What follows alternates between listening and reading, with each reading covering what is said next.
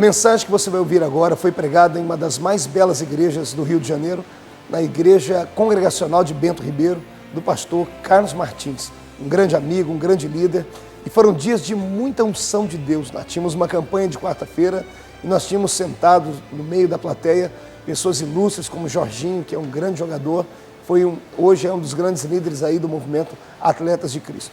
A mensagem que você vai ouvir é uma mensagem onde eu prego sobre proteção. Eu falo que o cristão, não importa onde ele esteja, a poderosa mão de Deus está sobre ele. Que nada acontece na vida da gente a não ser que Deus permita ou que ele mande. O diabo não pode tocar na sua vida de qualquer maneira. Toda luta e todo vale que o cristão passa tem a aprovação divina ou tem a permissão divina. Nos dois casos, a vitória é nossa. Eu quero que você ouça essa mensagem e se sinta protegido, porque é isso que Deus tem para você, para sua família e para todos os seus sonhos. Assista agora a mensagem Proteção.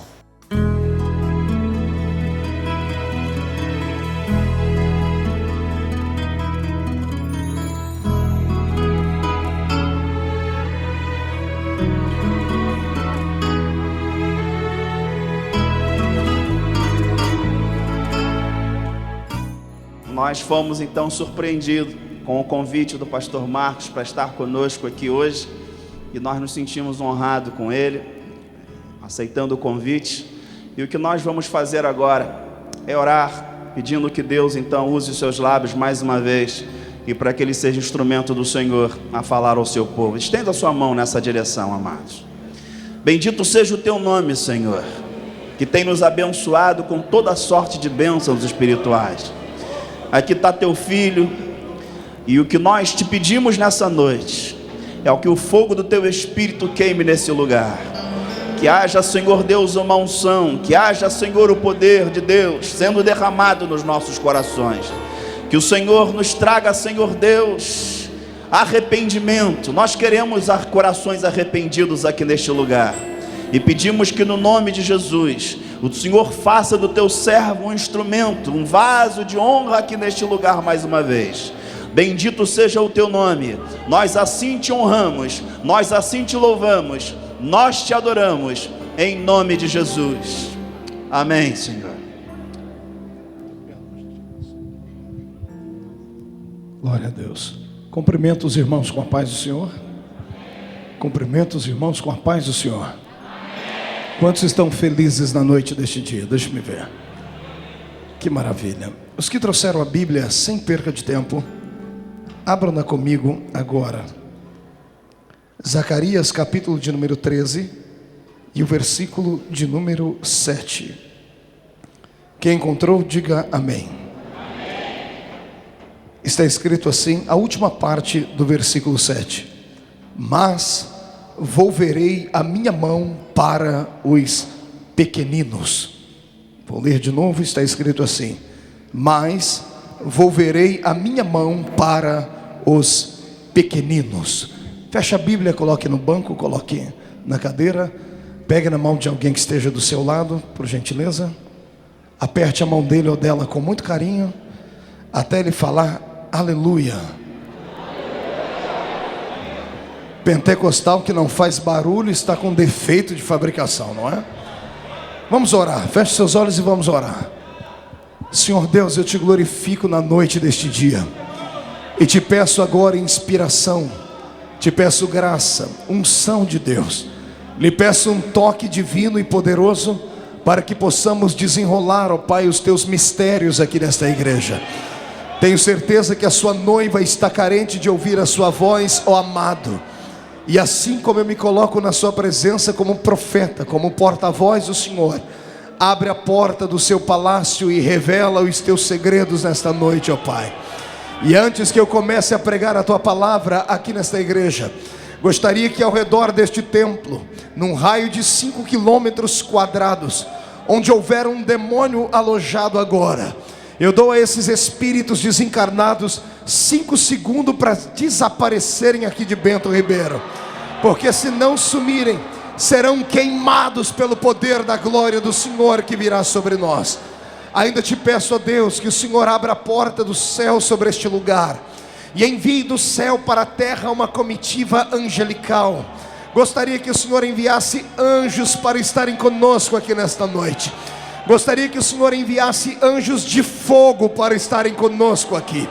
Que eles comecem a sobrevoar a nave, a estrutura desta igreja, e a esparramar brasas de fogo tirada do seu altar. E onde houver um crente batizado com o Espírito Santo nesta noite, renova a alma dele e transporta-nos para o reino da sua graça. É o que eu lhe peço agora, e oro assim, ó Deus, em nome de Jesus Cristo, o seu amado e poderoso Filho. Amém, amém e amém. Solte a mão do seu irmão, levante um dedo de profeta para cima comigo assim. Aponte o dedo no nariz do seu irmão com carinho e respeito e diga para ele: é hoje. É hoje que tu verás quão importante é a sua vida para Deus. Saberás quanto Ele te ama e sairás daqui não andando, mas voando nas asas da glória e do Senhor. Quem crê nisso, dê um grito de glória a Deus. Aplauda o nome do Senhor Jesus e tome o seu assento. É um prazer para mim muito grande estar aqui na Igreja Evangélica Congregacional de Bento Ribeiro. E como o vosso pastor disse, a surpresa de Deus é melhor do que a nossa. Para mim também é uma grande surpresa poder estar aqui hoje. Um contato feito com o Beto, um amigo nosso, carioca, que estava lá em São Paulo hoje, veio aqui só para prestigiar este evento.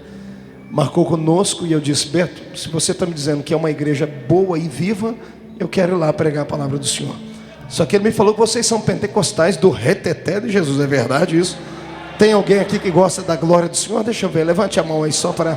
Ah, perfeito. Só para eu saber se eu estou no lugar certo ou não, não é? Diga: culto pentecostal tem que ter adoração, alegria, gritos, glórias. E aqui você tem liberdade para tudo isso. Amém, queridos? Que bom. Estou feliz em rever aqui a minha família aqui no estado do Rio de Janeiro. Muitos irmãos reunidos aqui. A família da Jo está aqui. A família do Dr. Albano também está aqui. Vocês são a minha família aqui no estado do Rio. Pois bem, vamos ao que nos interessa. Eu estava orando ao Senhor e pedi a Ele uma palavra para esta noite. Para esta noite bela de quarta-feira, meio de semana. Eu costumo dizer que meio de semana é o culto que o crente faz hora extra, né? Porque geralmente o culto normal é o culto de domingo, mas o meio de semana é um culto que nos custa alguma coisa. A maioria de nós trabalhamos muito hoje durante o dia, estão alguns cansados, alguns estão aí quase dormindo porque o corpo está precisando de descanso, mas mesmo assim ousaram vir à igreja, vieram buscar a presença e a graça do Senhor. E ninguém vai voltar daqui vazio. Tudo que você veio buscar, o Senhor vai lhe dar aqui na noite deste dia. E eu pedi a Deus uma palavra, e saltou à minha mente uma lembrança de um texto escrito pelo profeta Zacarias, exatamente aqui no capítulo 13 e o versículo 7 que lemos, onde está escrito assim, dizendo a própria voz do Senhor: volverei a minha mão para os pequeninos. Eu amo a palavra do Senhor e amo muito ainda o meu Deus. Sei que Ele é sabedor de tudo e de todas as coisas. Sei que Ele não é injusto. Sei que Ele, quando sonha com algum projeto, este projeto não pode ser proibido. Este projeto sempre seguirá avante. Quando Deus escolhe alguém, não me importa a categoria da pessoa, não importa o nível intelectual, o conhecimento, não me importa a cor da sua pele. Quando Deus escolhe uma pessoa, está escolhido. E o que eu acho interessante é que a maneira como Deus usa para escolher o cidadão, o ser humano, não é a maneira que nós usamos. Vivemos no século 21, um século de aparências. Procuramos ser amigo de pessoas que são belas, de pessoas que são importantes. Queremos sempre que o melhor seja amigo de nós. Queremos sempre que aqueles que têm mais prestígio também estejam ao nosso lado. Com Deus é totalmente diferente. Para Deus, quanto pior, melhor. Para Deus, quanto mais profundo for o tamanho do lagar onde a pessoa esteja jogado, para Deus, quanto pior for a vida pregressa do ser humano, ou regressa do ser humano, é aí que está o desafio da sua autoridade. Deus escolhe aquilo que não é e transforma naquilo que é. Deus pega aquilo que não tem nome, Deus pega o anônimo, sopra o nome dele nos ventos da terra e faz da noite para o dia uma pessoa que antes era lixo ser transformada em luxo. Eu tenho certeza que nesta noite estou pregando aqui para homens e mulheres, sim, que são a nata da sociedade de Bento Ribeiro. Quando eu falo nata, eu não estou falando da nata financeira, nem da nata da sociedade em si. Estou falando daqueles que têm algo que os demais seres humanos dessa cidade não têm. Tiveram a revelação da graça, foram salvos por Jesus Cristo, foram transportados do reino das trevas para a luz, foram elevados à estatura de varão perfeito, saíram do lixo e alcançaram como pedras preciosas a atenção de Deus. Estou pregando nessa noite para homens e mulheres que daqui a alguns minutos serão transformados em brasas de fogo tirada do altar de Deus. De homens e mulheres que, mesmo sendo e tendo uma estrutura tão pequenina e irrisória, hoje, quando saírem daqui, sairão revestidos de uma autoridade tão grande, que os demônios que manipulam esta cidade, se forem inteligentes, vão sair da sua frente, vão abandonar o seu bairro, vão sair da sua casa, porque sairás daqui encandecido pela glória e a graça do Senhor Jesus. Quem acredita nisso, jogue a mão no céu bem alto e dê um belo e poderoso grito ao Rei dos Reis e ao Senhor dos Senhores. Quando eu falo sobre coisas pequeninas, eu não falo de algo que as pessoas não conhecem. Quando eu falo sobre o pequenino de Deus, quando eu falo sobre seres humanos pequeninos, eu estou falando não da estatura deles, estou falando sim do seu estilo de vida, estou falando dentro da composição da sua existência. Existem homens e mulheres que são agigantados no seu tamanho, são belos, são fortes, mas que por dentro estão destruídos e completamente combalidos. Eu quero hoje liberar uma palavra de Deus para aqueles que estão se sentindo pequenos, para aqueles que já não estão mais tendo força para estar de pé, para aqueles que já não estão tendo mais condições de olhar para o horizonte e enxergar o brilho da aurora que vai nascendo. Quero pregar nesta noite, em nome de Jesus, para aqueles que estão vivendo um inverno espiritual, para aqueles que estão passando pelos piores vales da sua vida.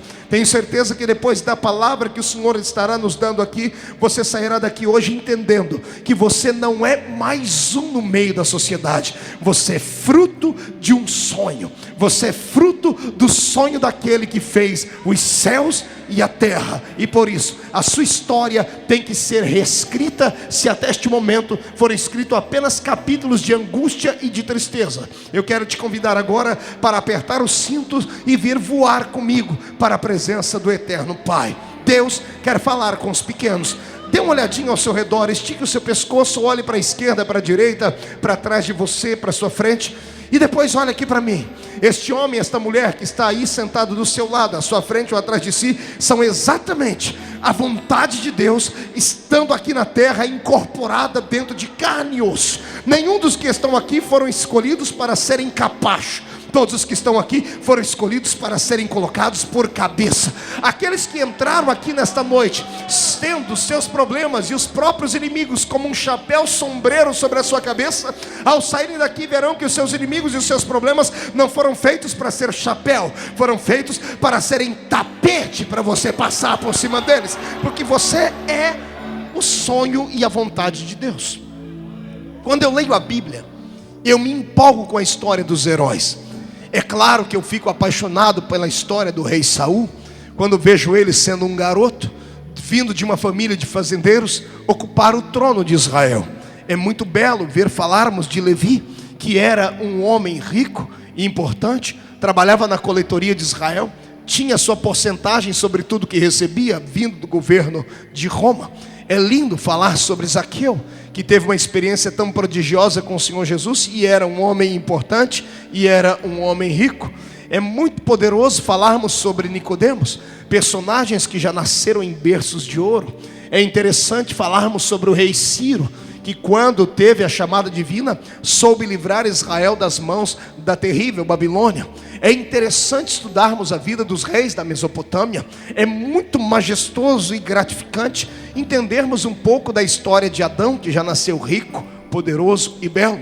Mas a Bíblia Sagrada é recheada de histórias fascinantes, de histórias inscritas em dó menor, histórias que não tiveram o apogeu da noite para o dia, histórias de gente comum, de gente como eu, de gente como você, gente que não teve a alegria de nascer num berço de ouro, gente que não teve a oportunidade de ter um pai que era fazendeiro, gente que não teve a graça de ter uma saúde perfeita por toda a sua existência. A Bíblia Sagrada é cercada de histórias de homens e mulheres que são anônimos para nós, mas são homens e mulheres cuja história deles acabam trançando a nossa vida. Gente para quem Deus estendeu seus olhos, estendeu o seu coração, envolveu a sua mão para abençoá-los.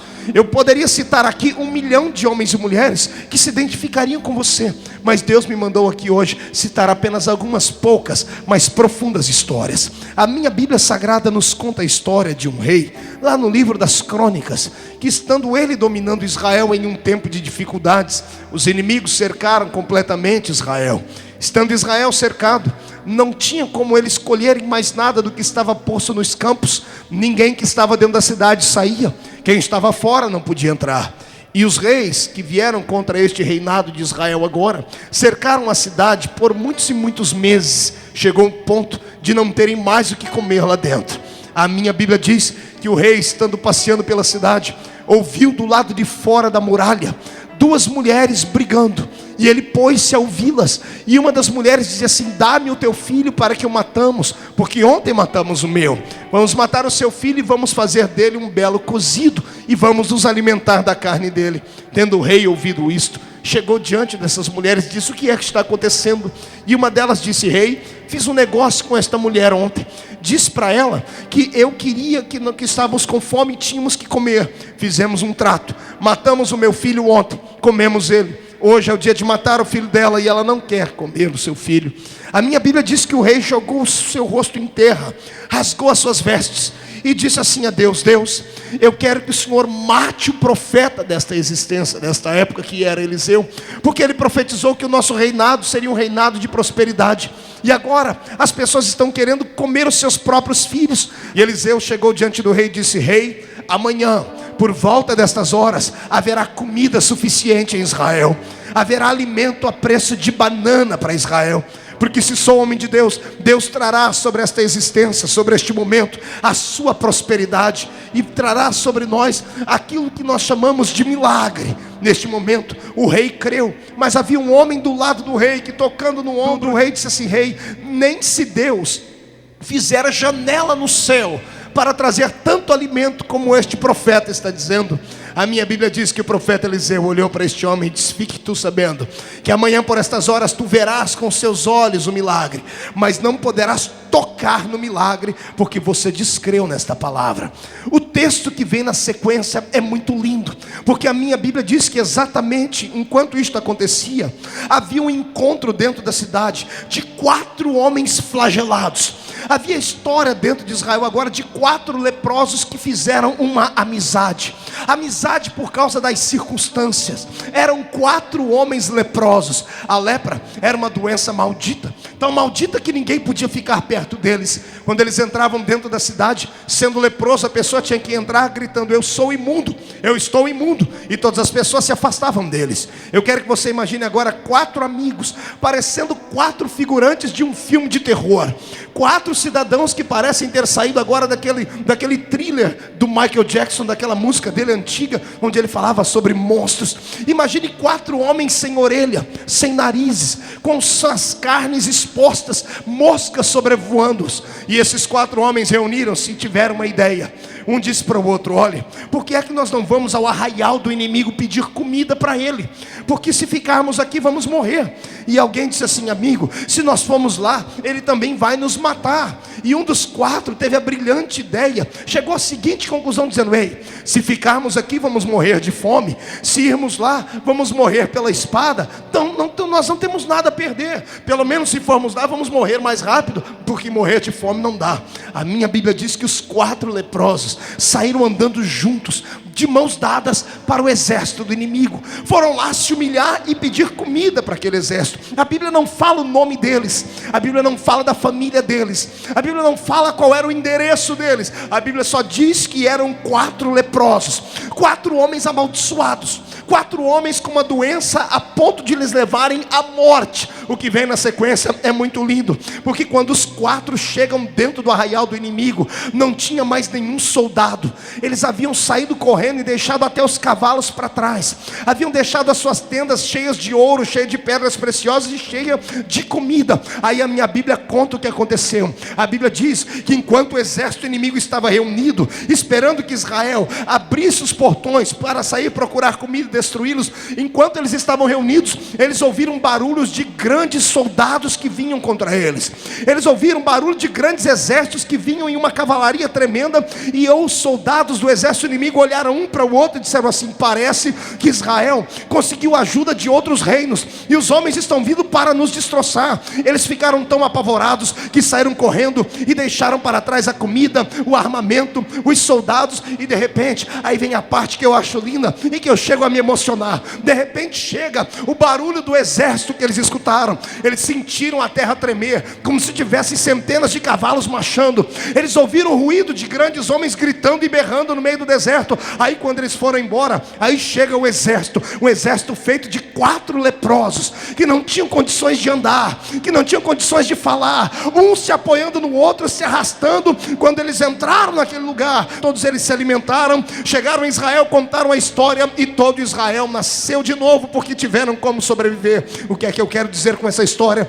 Eu quero dizer que o herói desta história não é um profeta, não é um rei. O herói que Deus usou para mudar aquele estado de coisas em Israel não foi um grande sacerdote, mas sim 4 leprosos, 4 homens que não tinham nome, que não tinham família, 4 homens que não tinham estrutura. Eu trago esta palavra para hoje e peço para você receber esta palavra profética agora. Quantas vezes esperamos um avivamento que venha da boca de um pastor? Quantas vezes esperamos algo divino que venha da boca de um grande levita? Quantas vezes você está esperando que o milagre venha do seu patrão, ou que venha de alguma pessoa rica ou importante? Pois assim diz o Senhor: o exército de Deus não é feito de homens saudáveis. Nesta noite será feito pelos leprosos, será feito por aqueles que não têm estrutura. Deus manda dizer que se Ele usou um leproso, se prepare, porque Ele vai colocar a espada na sua mão e Ele vai te levantar. Deus essa noite quer estender as mãos sobre os pequeninos. Eu quero que você olhe para os olhos do diabo nesta noite e diga para ele que não importa qual é a situação que esteja, você nem a sua alma, você foi escolhido por Deus e ponto final. Há uma promessa de Deus em andamento na sua vida, e eu costumo dizer que quem tem promessa de Deus não morre, porque é imortal até que essas promessas se cumpram na vida dele. Não me importa o nome do seu problema, o que me importa é que antes que o ponteiro chegue à meia-noite de hoje, este problema vai se curvar, porque vai ouvir os seus passos como passos de um soldado que vem da guerra.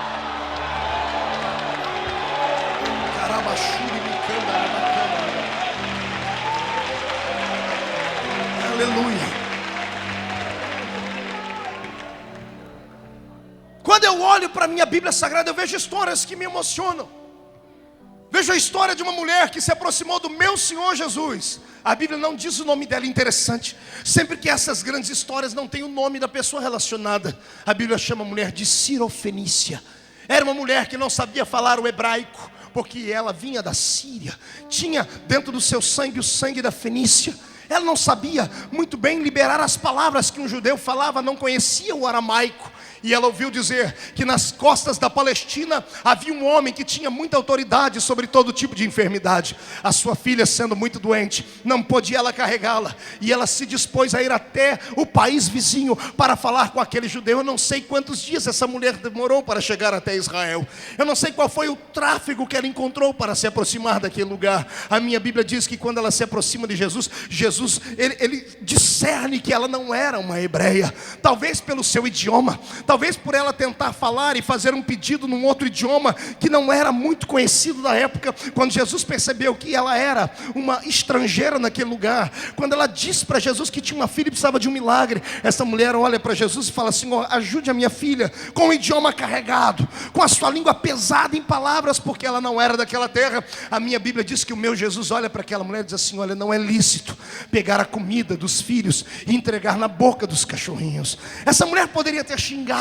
Cristo, ela poderia ter saído dali, teria motivos, teria razões 1000 para fazer isso. Ela poderia ter voltado para sua casa decepcionada, mas não foi isso que ela fez. Humildemente ela se joga de joelho na presença do Cristo que nós servimos e diz assim: Senhor, eu sei que sou uma espécie de cadela. Eu sei que sou uma espécie de cachorra, porque é isso que o Senhor está dizendo, que eu não posso receber os milagres, Senhor. Mas até os filhos dos cachorros acabam recebendo das migalhas que caem da mesa daqueles que têm muita autoridade. A minha Bíblia diz que Jesus parou. Ele olhou para ela e disse: eu nunca vi tanta fé em Israel inteiro. Jesus mandou ela ficar de pé e disse: vai, leva o seu milagre nessa noite. Eu quero dizer com esta palavra que Deus está volvendo a mão para os pequeninos. Aqueles que são cristãos não querem lhe apoiar. Aqueles que estão dentro da igreja não querem acreditar no seu potencial, não querem acreditar na sua chamada. Não tem problema. Para eles você é apenas mais um estrangeiro. Assim diz o Senhor. Deus não encontrou tanta fé assim em outro lugar.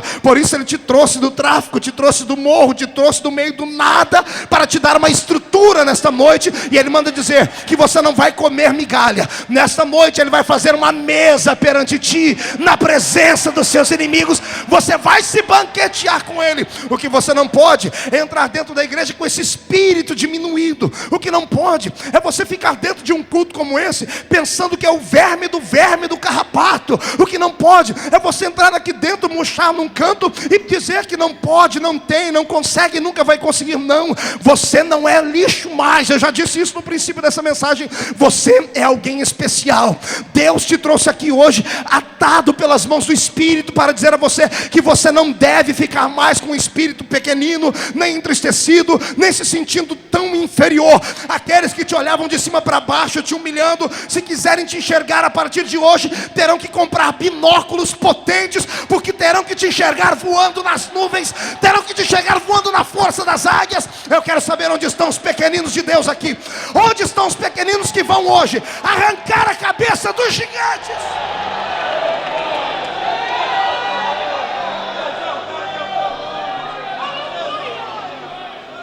Tem uma história na Bíblia. Olha o que Deus me fez lembrar agora. Juízes 11, versículo 1. Era então Jefté, o gileadita, homem valente, porém filho de uma prostituta. Mas Gileade gerara Jefté, tendo a mulher de Gileade lhe dado filhos, os quais, quando já grande, expulsaram a Jefté, e lhe disseram: não herdarás em casa de nosso pai, porque tu és filho de outra mulher. Então Jefté fugiu da presença dos seus irmãos e habitou na terra de Tobi.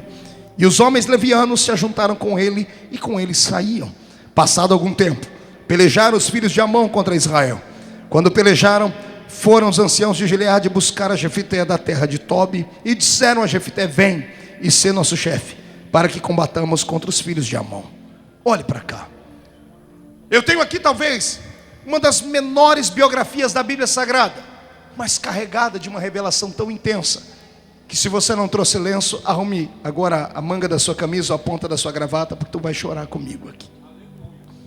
A Bíblia diz primeiro que este rapaz se chamava Jefté. Diga comigo, Jefté. Não, quero ouvir um coral melhor do que esse. 1, 2, 3. Jefté. Diga para o seu irmão, a Bíblia diz, era Jefté. Não, diga, a Bíblia diz, era Jefté. Diga para mim, o que isso quer dizer, pastor? Quer dizer que todas as vezes que Deus escolhe uma pessoa, antes que alguém fale do que ela é, o que ela fez ou o que ela foi, o Senhor a chama pelo nome. Deus respeita o nome do ser humano. Os homens podem não respeitar o seu nome, mas Deus respeita. Por isso a Bíblia começa dizendo assim, era Jefté. Toda pessoa escolhida por Deus não é chamada por apelido, é chamada por nome. Quem coloca apelido nas pessoas é o próprio diabo. O cidadão nasceu Elias, foi servir ao diabo, virou maluco, Elias o maluco. O cidadão nasceu Oswaldinho, foi servir ao diabo, o diabo chamou ele de Escadinha. O cidadão nasceu Fernandinho, foi servir ao diabo, virou Beramar. Até os anjos que caíram lá do céu e foram seguir o diabo, que tinham todo no seu nome, todos os nomes terminados em El, como Miguel, como Gabriel, que são nomes que glorificam a Deus, deixaram de serem chamados por esse nome e começaram a ser chamados por apelido. Aqui no Brasil nós temos um monte de demônio com apelido: Zé Pilintra, Zé Pilantra, Exu Caveira, Tranca-Rua, Preto Velho, Nega Velha, um monte de desgraça assim, porque o diabo só sabe humilhar o ser humano. Quando ele vai, a pessoa é um ser humano normal, vai servindo, faz cabeça no terreiro de macumba, recebe o nome pai não sei do que, de Babalorixá, Exu, Yansan, não sei de que diabo, porque o diabo denigra a imagem do ser humano. A minha Bíblia diz que o meu Deus faz diferente. Quando ele chama alguém, ele diz assim: eu te chamei pelo seu nome, porque tu és meu. Não deixe que nada nem ninguém lhe chame por pseudônimos. Não deixe que ninguém te chame. Você é aquele que foi isso, que foi aquilo. O seu passado está escondido nas águas do mar do esquecimento. E não há nenhum geólogo na terra que tenha descoberto a localização deste mar. Só Deus sabe. E a minha Bíblia diz que fica atrás das costas de Deus, porque Ele pega o que nós fizemos e joga para trás. Deus não olha para trás, Deus só olha para frente. Você nasceu para a vitória. Jefité, ô gileadita, diga gileadita. Acotovele o seu irmão até ele dar um pulo. Acotovele ele. Pergunte para ele: você sabe o que significa ser um gileadita?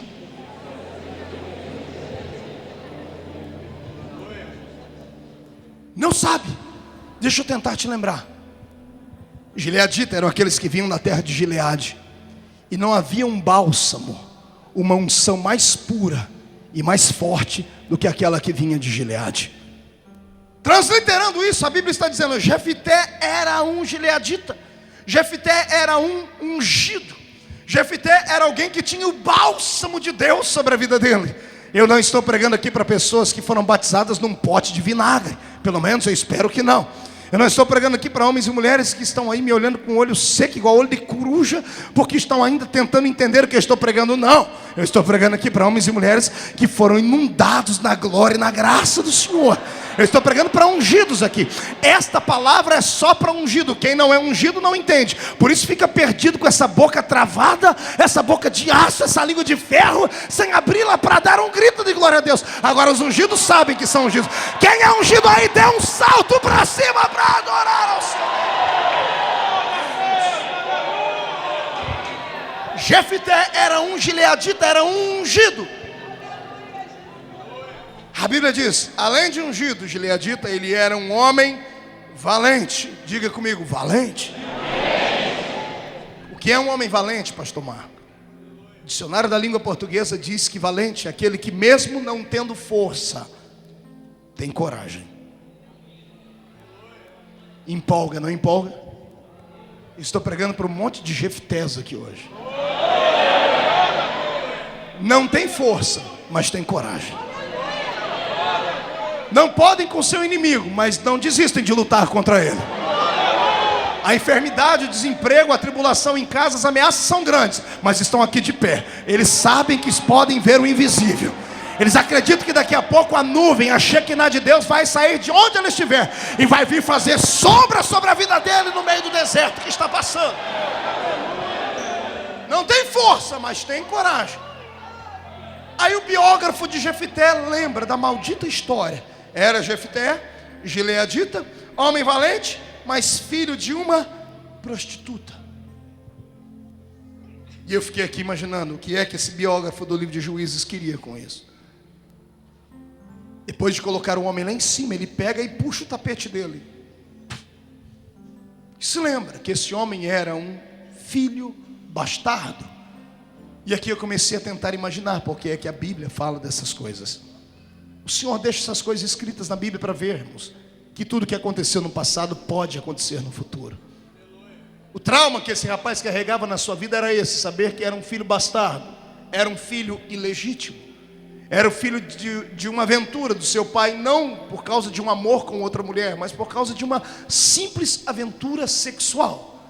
O pai deixou a sua família, se embrenhou no meio das escuridões da vida, foi até os lugares mais baixos, tomou uma mulher de prostituta, teve um filho com ela, e este filho agora, nascido, crescido, tendo sido abandonado pela mãe, também entregue para que o pai cuidasse. Enquanto era criança, teve estrutura para crescer entre os seus irmãos, mas chegou um momento decisivo, momento em que a coroa da família ia ser repartida, ia ser entregue a alguém, e simplesmente desmereceram ele, porque ele era filho de uma prostituta. Quantos de nós não carregamos traumas assim na nossa existência? Quantos de nós somos belos, importantes? Quantos daqueles que estão aqui agora, sentados aí do meu lado, do seu lado, que nós olhamos para eles e vemos apenas a estrutura, E nós sabemos que tais pessoas carregam dentro de si mágoas, sofrimentos, que acabam virando depressão e arrancando da pessoa a estrutura de ficar de pé e vencer e viver.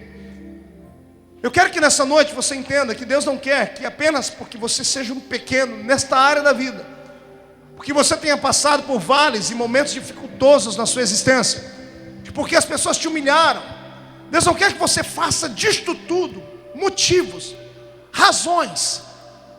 Que Deus não quer que você transforme essas coisas em barreiras, em bloqueios, que venham impedir a bênção do futuro sobre a existência da sua vida. Nada que ocorreu no seu passado deve se confrontar com aquilo que Deus vai fazer no seu futuro. Aí a minha Bíblia Sagrada, eu pensei que o versículo ia parar aqui, mas não para. A Bíblia é linda. A Bíblia diz que ele era Jefité, tinha um nome. Era gileadita, era ungido. Era valente, não tinha força, mas tinha coragem. Além disso, a Bíblia fala que ele era então filho de uma prostituta. Mas antes que termine diz: mas Gileade gerara a Jefté. Ou seja, ele pode ter sido tudo isso, mas a unção de Deus o gerou, a unção de Deus o levantou, a unção de Deus o ergueu, a unção de Deus o colocou em destaque, a unção de Deus o tirou da penumbra, a unção de Deus o tirou de dentro da cova, a unção de Deus o tirou de trás das fileiras, a unção de Deus o tirou de trás dos seus inimigos. Eu quero que você entenda que nessa noite tudo que terminar com o seu nome terá que terminar assim: porém é ungido do Senhor, porém foi ungido pela glória do Senhor Jesus. Não deixe que nada nem ninguém aponte o dedo para você dizendo que você foi. Sente com eles e diga para eles aquilo que você é, e diga o que é que você pensa daquilo que você será. Esta é a diferença entre Deus e o diabo. Porque é que o diabo não acredita em você? Porque ele não sabe o futuro, ele só trabalha com coisas do passado, e ele entra numa reunião como essa, crava as suas garras na cabeça das pessoas, manipula o seu subconsciente dizendo: você não pode, você não vai, você não tem, você nunca vai chegar lá, porque eu sei da sua história, eu vi o que você fez ontem, anteontem. Enquanto o diabo fala do passado e te deixa deprimido, o meu Deus senta com você nesta noite, traz um profeta para dizer: olha, o seu passado não me interessa, agora o seu futuro me interessa. Eu te digo que você será profeta, será pastor, será cantor, será um empresário, um grande universitário. Você não nasceu para ficar debaixo da porta, você nasceu para subir nas alturas. Quem acredita nisso, levante a mão para o céu e faça barulho nesse lugar.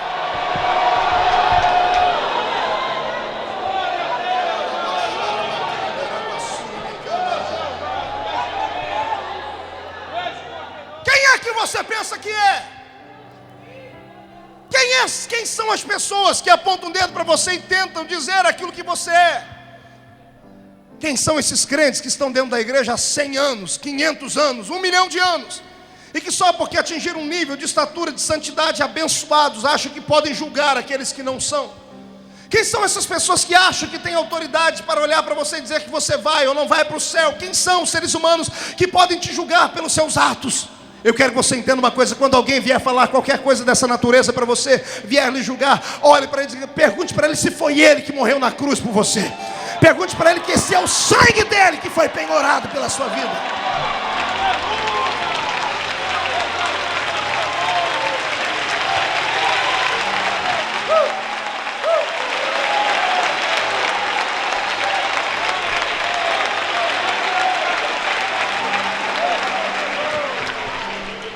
Um dia desses mandaram um e-mail para mim dizendo assim: pastor Marco Feliciano, o Papa João Paulo II, Carol Botila, foi para o céu ou não? Eu mandei um e-mail respondendo meu irmão: você é muito curioso. Aí eu mandei um e-mail para ele só para ver o jeito dele. Já sabia que era daqueles crentes bem severos. Disse: e se ele foi? Ele disse assim: eu não quero ir para o céu que ele foi. Mandou um e-mail para mim. Eu disse: e daí? Mas e se ele foi? Ele falou: pastor, é impossível ele ir. Eu falei: impossível por quê?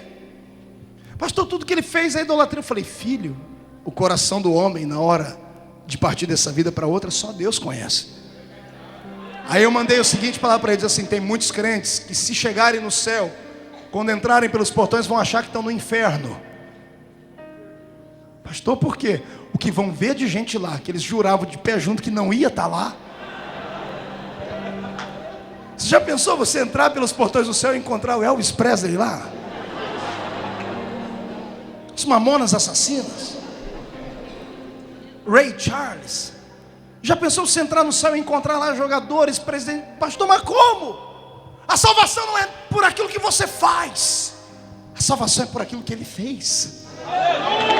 Não é por obras para que ninguém se glorie delas. Está entendendo?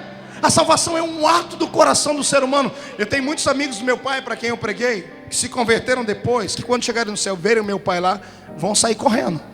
Porque meu pai era um homem atribulado, atormentado, sabia falar tantos palavrões, ele tinha tanto preconceito com as pessoas e coisas mais que não dá nem para falar aqui. Quando ele estava morrendo, eu estava pregando no estado de São Paulo, na cidade de Registro, no interior de São Paulo. Quando ele entrou no estado de coma, eu dobrei meu joelho, fiquei apavorado no quarto, não sabia se ia para o culto, se ia para casa. Eu recebi uma palavra de Deus dizendo assim para mim: filho, deixa os mortos sepultar os seus mortos.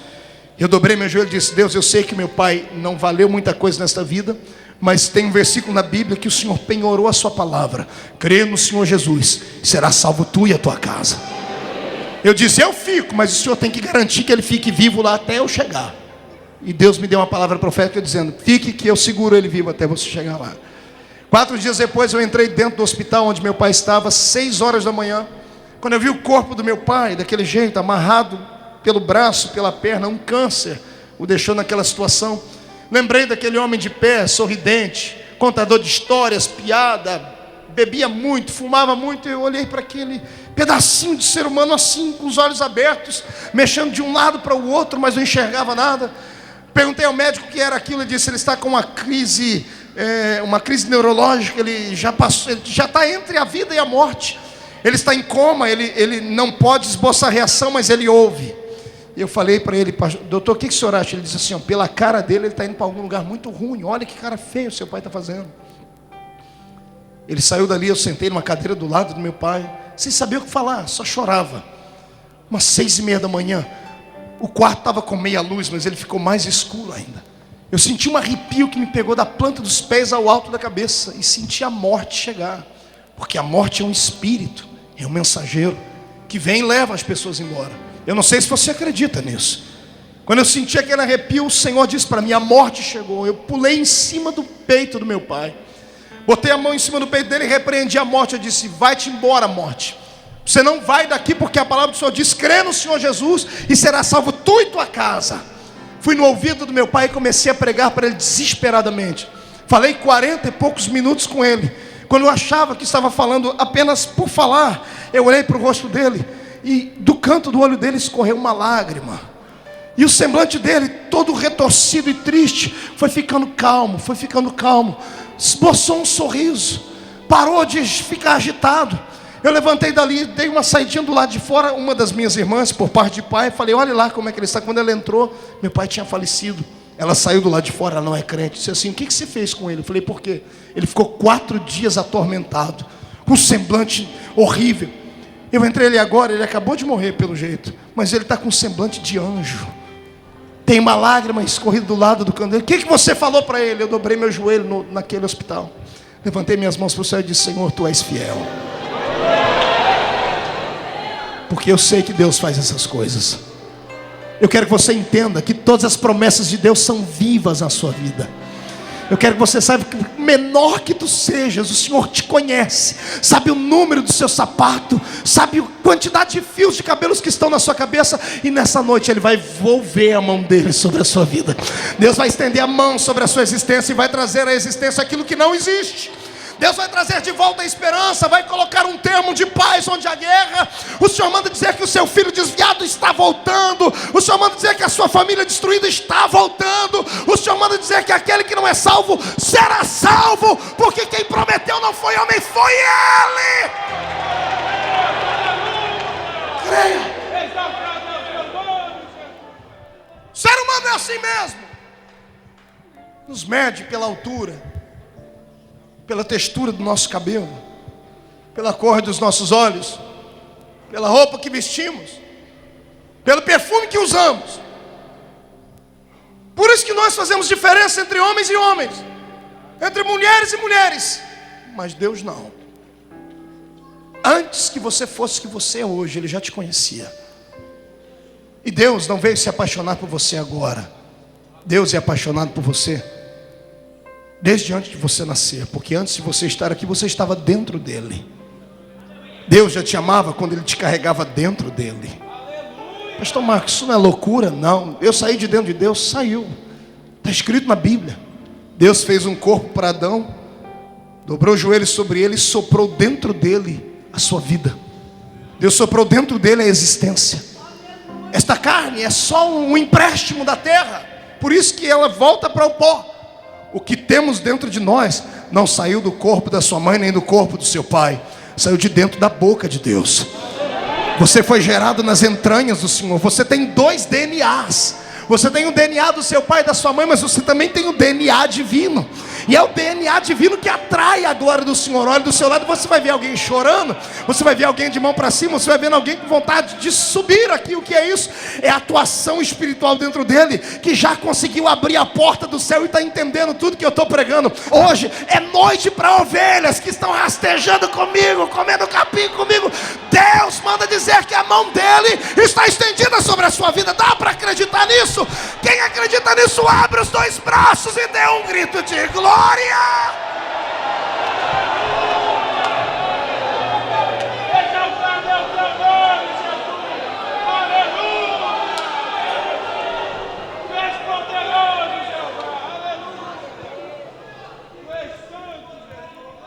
Os mais belos sonhos, as mais belas conquistas, são aquelas alcançadas debaixo de muita dor, debaixo de muito sofrimento. A história secular diz que numa das primeiras Olimpíadas, pela primeira vez quando o continente africano se fez representar nas Olimpíadas da Grécia, saíram eles num navio da África para chegarem até o outro lado do mundo praticamente. Saíram em quase 300 homens e mulheres. Chegaram em apenas 60, porque o restante morreram no meio do caminho. Dos que chegaram sem comida, sem se alimentar direito. Foram amparados pelo comitê das Olimpíadas. E um deles, que havia vindo do Quênia, se destacou na área das corridas. E conta a história que na etapa final da corrida deste ano, que eu não me lembro agora qual foi, esse queniano era o favorito. Só que naquela época ainda imperava uma espécie de preconceito no mundo maior do que nós temos hoje. E os europeus sentados nas arquibancadas, os americanos, alguns da América Latina, os próprios gregos, quando viram aquela minoria de negros sentados lá, com uma faixinha escrita à mão, torcendo pelo seu corredor, desprezaram eles. E quando saíram naquela corrida, o queniano conseguiu destaque. E ele foi ultrapassando todos os limites, foi vencendo, só que quando ele chegava a uma última volta para vencer, ele sofreu uma cãibra muito grande. Quando aquela cãibra o pegou desprevenido, ele foi perdendo a velocidade, foi se encostando pela muralha que estava ali ao redor daquele estádio. Os europeus, os americanos, as pessoas da América Latina começaram a murmurar, como que estando satisfeitos com aquilo. A história diz que um pequeno grupo de 60 negros do Quênia ficaram de pé e começaram a cantar no idioma deles e a gritar: precisamos de ti, não pode parar, nosso país depende de você, precisamos de você. Aquelas palavras, mesmo pequeninas, abafaram aqueles murmúrios e chegaram no ouvido daquele queniano, e ele arrumou força onde não tinha. E ele arrumou uma velocidade como ele nunca tinha tido antes. E ele atravessou a linha de chegada. Quando ele chegou do outro lado, ele caiu no chão, ficou à beira da morte, foi parar dentro de uma UTI. Mas meses depois, quando recuperado, ele levou a medalha de vitória para o seu país. O dia que eu li essa história, eu me emocionei muito, porque eu acredito que isso acontece conosco todos os dias. Tem um versículo da Bíblia que Paulo diz assim: nós somos colocados no mundo por espetáculo, diante dos homens e diante dos anjos. Espetáculo, a palavra espetáculo no original do grego é teatrizomenoi. Significa um cortejo de algo belo apresentado, ou de algo que trará humor sendo apresentado. Quando Paulo está dizendo que nós, crentes em Cristo Jesus, somos colocados por espetáculo diante do mundo, Eu fiquei bem imaginando que não há um espetáculo mais querido no mundo circense do que o espetáculo do palhaço, que pinta um sorriso muito grande nos seus lábios, mas que por dentro carrega tristezas, como a velha história do palhaço que perdeu o pai e o show não podia parar, o show tinha que continuar. E pintando, talvez tenha nascido daí a beleza de uma pintura de um grande sorriso largo nos lábios, e enquanto ele fazia as suas piruetas, as suas cambalhotas, a sua alma chorava e os seus olhos também, e as pessoas se alegravam com aquilo. Eu creio que muitos de nós que aqui estamos essa noite somos colocados no mundo por espetáculos, sim. Alguns de nós somos verdadeiros palhaços, palhaços de Cristo, e caminhamos ao lado de homens e mulheres que são infinitamente mais ricos do que nós, e infinitamente mais belos do que nós. Gente que não teme a Deus, mas que anda num carro importado. Gente que não serve a Jesus como tu serves, mas que tem saúde. Gente que vive uma vida de rei na terra e nunca temeu a Deus.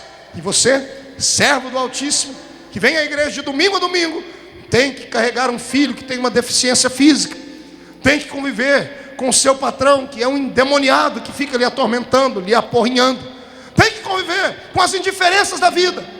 É nesta hora que o Senhor diz assim: olha, vocês são espetáculos diante do mundo. E se todo espetáculo só é espetáculo quando tem alguém assistindo, eu quero dizer hoje, quem é que assiste as suas lutas? Quem é que assiste as suas dificuldades? Eu tenho certeza que todos os dias quando acordamos, abre do céu uma espécie de tela, uma espécie de Big Brother celeste. E quem é que nos assiste? Os anjos de Deus. Todos os dias os anjos olham para você, veem você levantar, ficam torcendo pela sua vitória, ficam acreditando que você vai chegar lá. E quando dá uma cãibra dessas na nossa vida e a gente não está conseguindo dar a última volta, eu tenho certeza que eles começam a gritar lá em cima. Gritando lá em cima, eles chamam a atenção do Espírito Santo, e o Espírito Santo te vendo quase caído, aí é Ele quem começa a gemer no seu lugar, é Ele quem intercede por nós com gemidos inexprimíveis. Aí a voz do Senhor vem do céu dizendo para você: não pare, você representa um reino, não se entregue, você representa a cruz, você representa Cristo, não se entregue. O ímpio pode ter um momento de paz, mas a eternidade dele será de sofrimento. O seu momento pode ser de dor, mas ninguém tem uma casa mais bela do que a sua lá no céu, ninguém tem um nome mais belo do que o seu escrito lá em cima. Existem momentos na vida da gente que a dor é tão intensa, o abandono é tão terrível, a solidão é tão grande, que dá vontade de cavar um buraco no chão e pular lá dentro. Como crentes, eu acho que eu passei as minhas piores crises emocionais, porque no mundo, tendo uma crise, eu tinha drogas para aliviar a minha dor interna. No mundo, quando eu estava com uma crise existencial grande, eu pegava e enchia a cara com uísque. Lá eu tinha um paliativo que não funcionava para sempre, mas funcionava por um momento. Como crente eu não bebo, como crente eu não me drogo, e como crente eu tenho as minhas piores crises existenciais, tenho as minhas piores crises emocionais, porque eu tenho uma palavra que me dá promessa de segurança, que me dá promessa de cura, que me dá promessa de liberdade, e de repente eu estou preso, estou doente, estou inseguro, e peço e falo e Ele não responde. Mas é pela palavra também que eu entendo que a minha oração não fica perdida, que as minhas lágrimas, antes de caírem no chão, a essência delas é levada até a presença dEle. Eu descobri que o silêncio de Deus não significa que Ele está abandonando, significa que Ele está trabalhando em oculto, significa que Ele está trabalhando no turno da noite. Ele não fala muito, mas quando Ele fala, Ele cumpre tudo que Ele fala. Deus está em silêncio, porque se Ele falar tudo que Ele pensa, Ele vai ter que fazer tudo que Ele pensa. E tem coisas que Ele não pode fazer na minha vida nem na sua, não porque Ele não pode por não ter poder, não faz, porque se Ele fizer, nós perderemos a bênção. Existe uma história escrita, temos que passar por ela. Se passarmos por ela, receberemos a coroa lá na frente. E quando chegarmos lá na frente, vamos entender por que é que sofremos, por que é que fomos tão pequeninos. Eu quero que você entenda que hoje, e só hoje, neste culto especial de quarta-feira, aqui na igreja congregacional, Deus abriu um leque, Deus abriu um parênteses no silêncio dele para dizer para você: eu estou te ouvindo sim, eu estou trabalhando por ti sim. Dá mais um tempinho para mim, porque daqui a pouco as suas plantas que morreram no inverno receberão o brilho do sol da justiça, e o inverno vai sair da frente, o verão já está vindo aí. Eu profetizo que o canto triste da rolinha, que você tem ouvido há tanto tempo, será tocada. Eu profetizo que a terra que estava seca, nesta noite receberá uma chuva de Deus, e ela vai voltar a produzir. Eu profetizo que aquele que caiu e não consegue se levantar, receberá um apoio de Deus essa noite, porque Deus está levantando as mãos sobre os pequeninos. Quem acredita nisso, abre a boca para adorar. Agora você não vai agarrar o ombro do seu irmão, você vai fazer um carinho nas costas dele.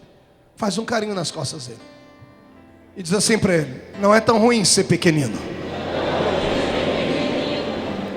Diga: Deus te conhece. É por isso que Ele está falando com você agora. Você pode inclinar a sua cabeça um momento?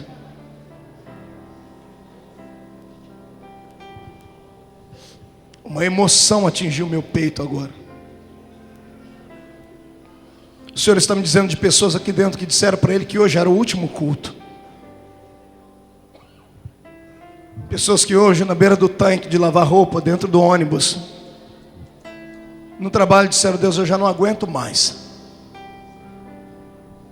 Gente frustrada, porque os seus sonhos parecem estar tão longe, seus projetos estão destruídos, estão se sentindo inferiores a tudo e a todos.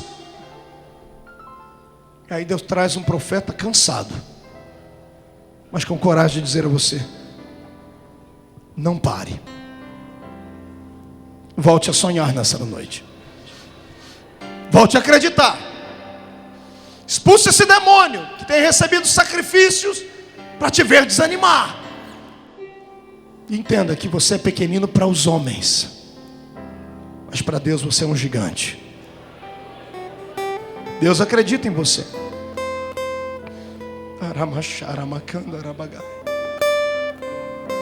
Não pare. Tem alguém no céu que precisa muito de você. O que eu faço, pastor? Chora, se joga no chão, grita, mas não sai daqui. Para onde iremos nós, se só nele temos palavra de vida eterna? Levanta a sua cabeça e olhe para mim. Deus me mostra Sansão na Bíblia. Guerreiro, valente, de herói a palhaço, estadista a prisioneiro, um homem que não soube lidar com autoridade e poder quando era grande, e Deus o tornou pequenino. Contou o seu segredo, contou o segredo da sua experiência, da sua comunhão. Não conte seu segredo para ninguém, irmão. Diga para a pessoa do seu lado: não conte seu segredo para ninguém. Já chorei muitas vezes lendo Sansão. De respeitado, de ícone, eu vejo um monte de Sansãozinhos em Israel, olhando para ele, se vestindo como ele, deixando o cabelo crescer como o dele. Suas lendas enchiam toda a terra do Oriente. E um dia, as pessoas pensam que o pecado de Sansão foi Dalila. Não, Dalila foi a gota d'água. O pecado de Sansão começou quando ele tocou no leão morto e pegou o mel do leão morto. A lei do nazireado dizia: nenhum nazireu toca em coisa morta. Os erros da queda dos grandes, quando nós descobrimos, não foi que eles caíram ali. A queda deles começou muito antes, quando começaram a tocar em coisa morta, em podridões, em pecados. Ele saiu das páginas dos jornais de Israel como herói, para ir parar dentro da terra dos seus algozes, dos seus inimigos, trabalhar numa moinha.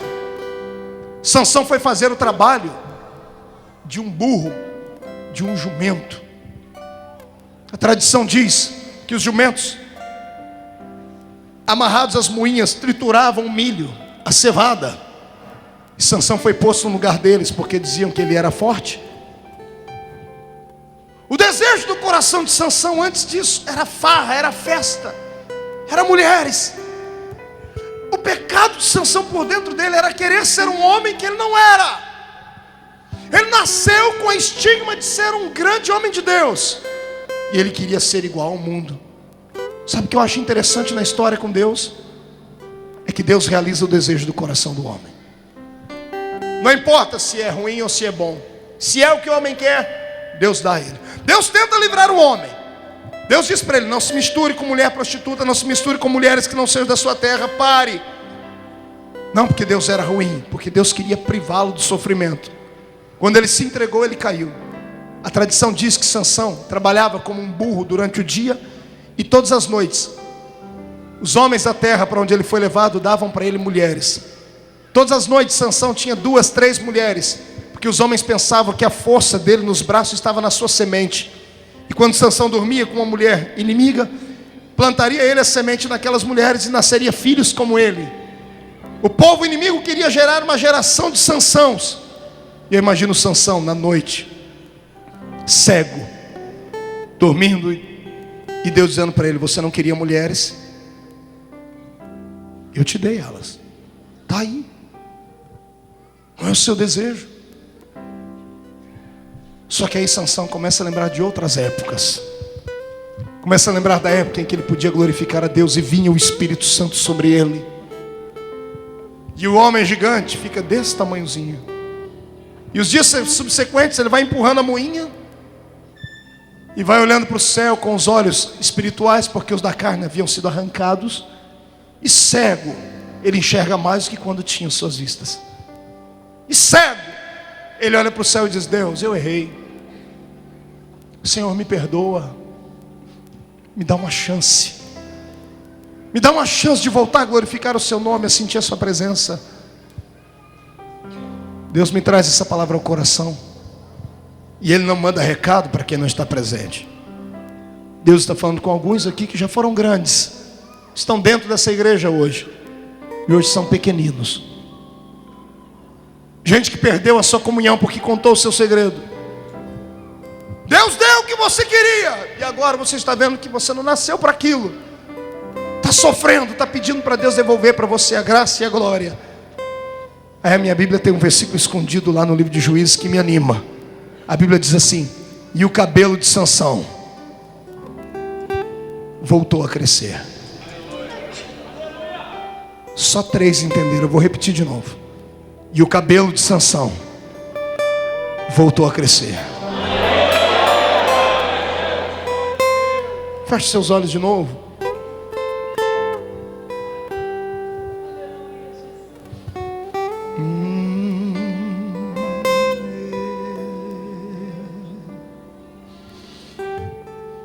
Ei, Sansão, Deus está falando aqui.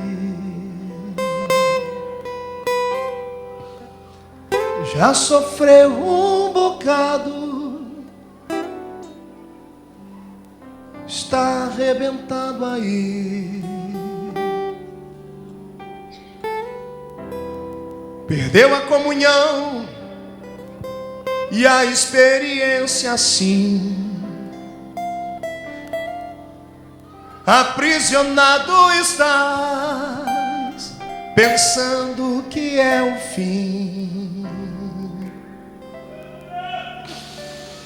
Mas ouça a voz de Deus nesta quarta-feira aqui.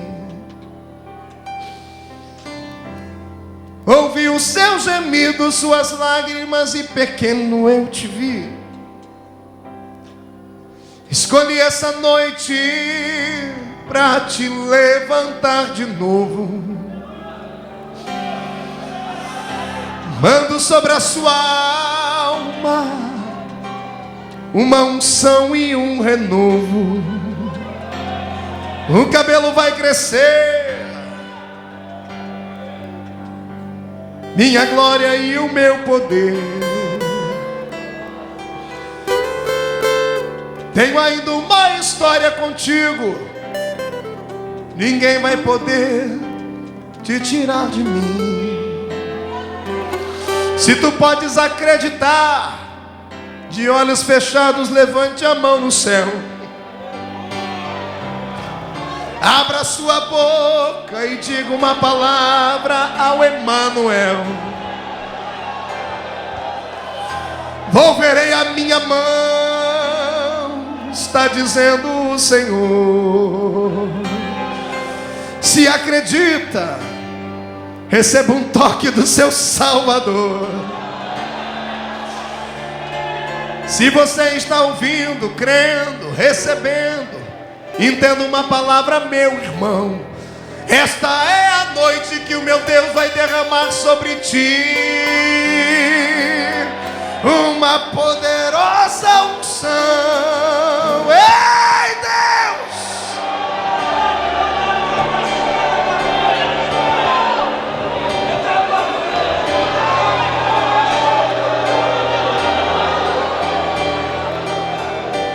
Vai, Jefté! Filho de uma prostituta, nascido de um aborto mal feito, violentada pelo pai, pela mãe, pelo parente próximo, violentado na alma pelo seu país, pelas circunstâncias. É para você essa palavra que está aleijado por dentro. Seus irmãos se desprezaram, te mandaram para uma terra chamada Tobi. Você não é o único. Quer ser o Moisés, tem que enfrentar Midian. Quer ser Paulo, tem que enfrentar Tarsis. Quer ser Daniel, tem que enfrentar uma cova. Quer ser Ananias, Misael e Azarias, tem que enfrentar uma fornalha. Hadassah quer ser transformada em Esther, conviva com o seu interior, sabendo que você cresceu sem mãe, sem pai. Quer ser uma espécie de Salvador? Lembra-te de Nazaré. Aleluia. Aleluia. Aleluia. Sharamakandarai.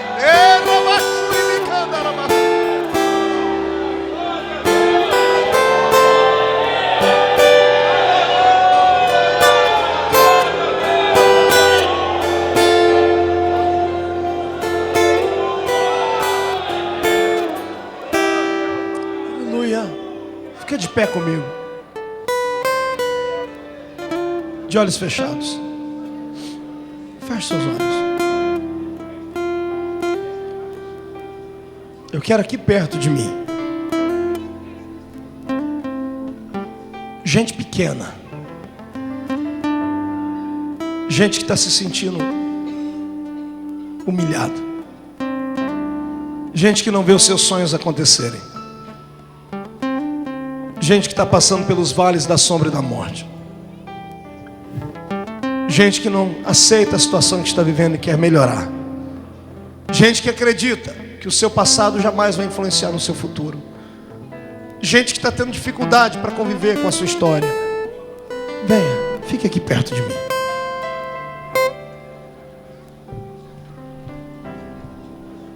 Vem. Isso, vem chorando. Isso. Volverei a minha mão sobre os pequeninos. Terou berassuri andarabagai.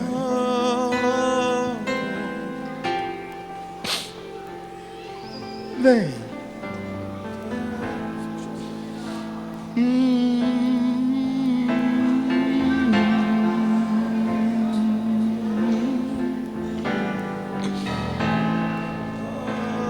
Os sonhos que foram embora, o sonho que se perdeu, o que era festa e agora é tudo que já morreu. Não podes pensar que o céu deu fim, não é o que Deus planejou. Levante-se do chão e erga o clamor. Restitui. Eu quero de volta o que é meu. Sara-me e põe teu azeite em minha dor. Restitui. Leva-me às águas tranquilas. Sara-me e refrigera minha alma. Restitui. Feche seus olhos. Eu estou te esperando. Que dificuldade é essa de acreditar que é contigo que Deus está falando? Olha para você, está triste, está frio, está tão decepcionado que não consegue nem chorar. Vença a barreira da dor, vença a barreira da decepção. Vem, vem. Jesus me disse que tem gente que precisa vir ainda. Eu nunca insisti numa chamada dessa, mas é como se eu olhasse para cá e visse algo incompleto. Está faltando você, vem.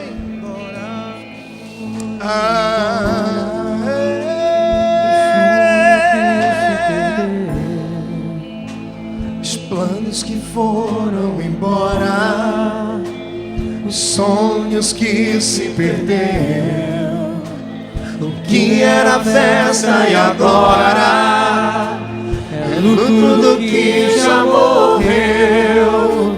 Não podes pensar que esse é teu fim, não é o que Deus planejou. Levante-se do chão e erga o clamor. Eu te peço agora, Espírito de Cristo, que tu venhas, mas não venha, Senhor, como o vento da caverna de Elias numa brisa, não. Eu quero uma tempestade de glória aqui dentro. Eu quero um furacão de glória. Eu quero um tsunami de poder. Onde houver alguém que está pequenino, ensanguentado, machucado, caído, violado, derrama sobre eles agora a sua glória. Coloca eles de pé na sua presença. Enche, enche, enche agora, agora, agora, já!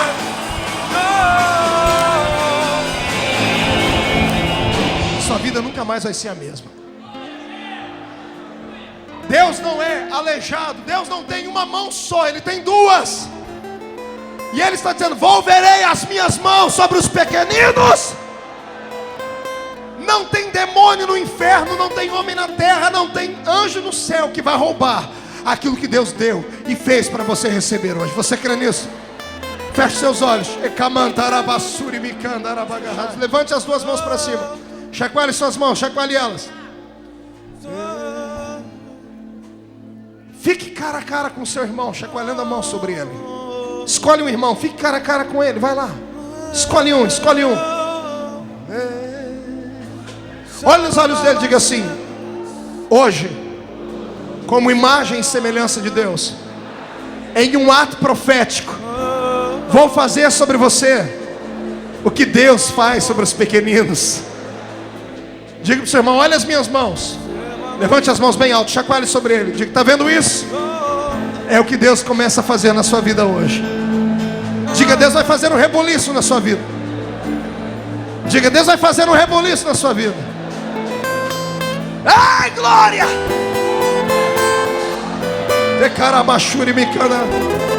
Quando eu contar até 3, você vai abraçar o seu irmão e profetizar sobre ele. 1, porque o tempo de cantar. 2, 3, abraça